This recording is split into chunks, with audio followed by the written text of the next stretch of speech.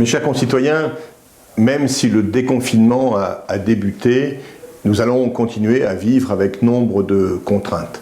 Le port du masque, par exemple, alors bien sûr dans les transports en commun, mais pas seulement, lorsque on fait ses courses, il est souhaitable d'être protégé. Et donc les masques sont nécessaires. Au premier masque, je rappelle que la communauté de communes a été la première à vous livrer les masques lavables. Cette fois, grâce au Conseil régional de Picardie, nous avons souhaité, plutôt qu'une répartition par pourcentage, par foyer, un peu compliqué, il faut l'avouer, nous avons décidé que chaque foyer recevrait 5 masques chirurgicaux et 1 masque lavable.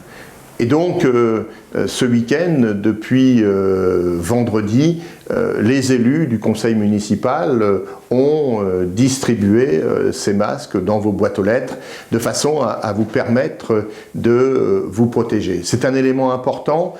Il y aura bien sûr d'autres livraisons pour que sur l'ensemble du mois de mai et début juin, vous ayez à nouveau des masques lavables, et vraisemblablement des masques jetables.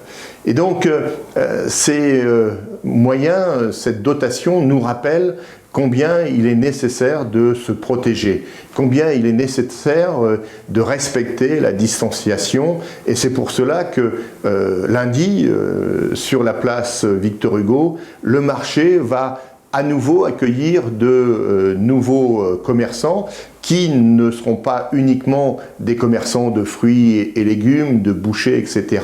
Mais il sera indispensable d'espacer les étals et de rester à distance les uns des autres. Ces mesures sont nécessaires pour que nous puissions continuer à peu desserrer l'étau.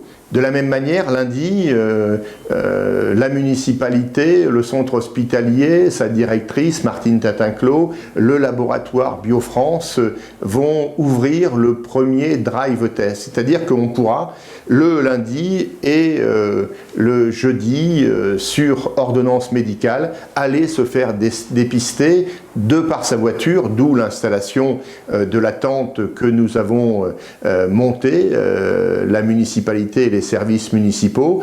Et donc les prélèvements seront analysés dans un premier temps à Ouascal, dans le nord, puis seront analysés à Hirson, rue du 8 mai. Vous voyez que nous essayons, autant que faire se peut, à la fois de faire reculer la pandémie, mais nous avons besoin de chacune et de chacun d'entre vous pour que ensemble nous puissions passer ce moment difficile et que nous puissions le faire dans l'unité et évidemment dans la sérénité.